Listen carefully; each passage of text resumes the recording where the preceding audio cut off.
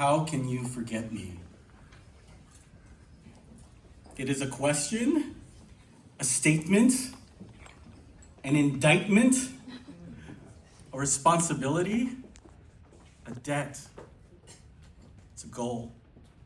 It is asked of a loved one, a generation, a museum administrator, a legislator, an elder, a young person, a nation.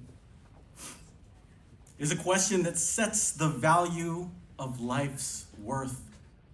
It is a question that both haunts me and inspires me. The question was asked of Manong Anastasio Omandan, as you'll see in the exhibit.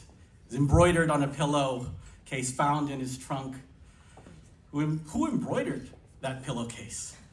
My imagination says it was a lover that he left behind.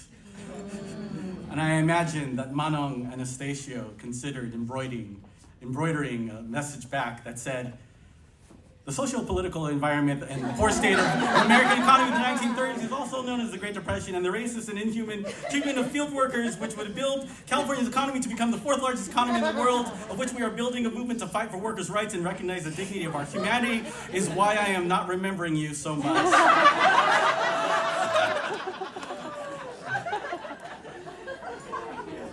And it is probably too long to put on a pillow. And it was a question that was asked of Antonio Samara, Grand Master of Bahala martial arts and the godfather to my daughter Genevieve, when he found these trunks in the basement of the Daguhoy Lodge in Stockton's Little Manila. If you're with Bahala, please raise your hand. Tony was passionate about telling the stories of our ancestors. He loved these trunks and artifacts. His work and Bahalana's work in finding and caring for these artifacts is a priceless gift to our community and now to the Smithsonian. And sadly, we lost him to cancer in 2013. And so, on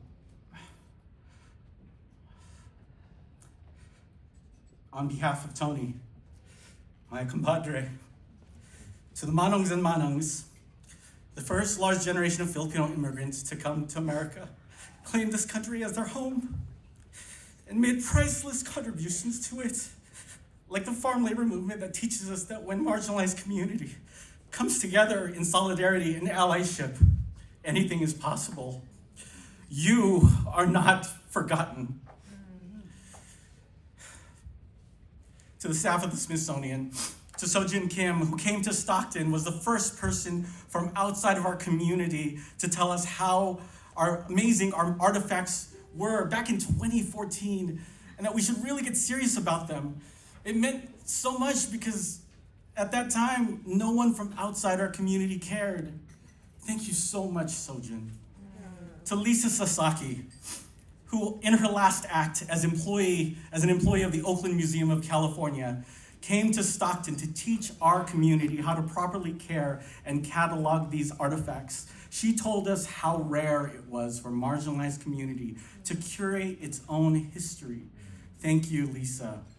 To Anthea Hardig, who in 2002 was working for the National Trust for Historic Preservation and worked with our co-founder, Don Mabalon, and was one of the few people who stood with us for the preservation of Little Manila. We would be named by the Trust as one of the 11 most endangered historic sites in America. It's ridiculous that we would find ourselves here 24 years later. Thank you, Anthea.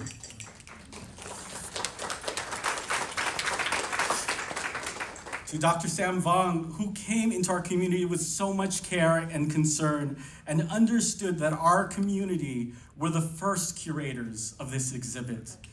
Sam, what you and all those involved have created does justice to our community. This is so rare. Thank you, Sam.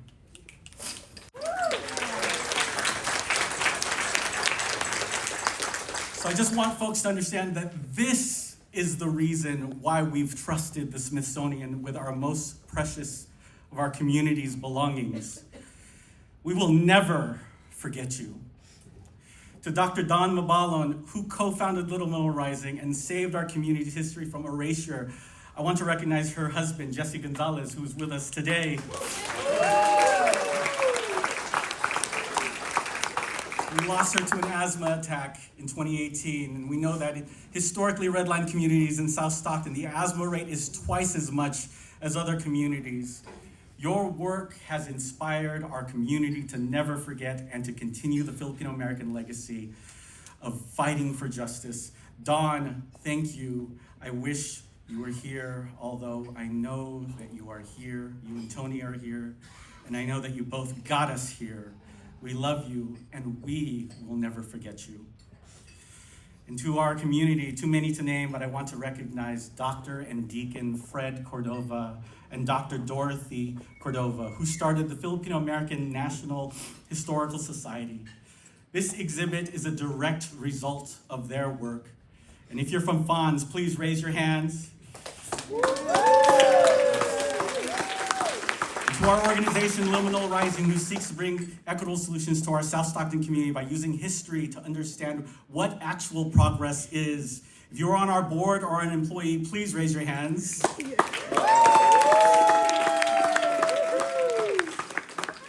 And if you live or grew up in South Stockton, historically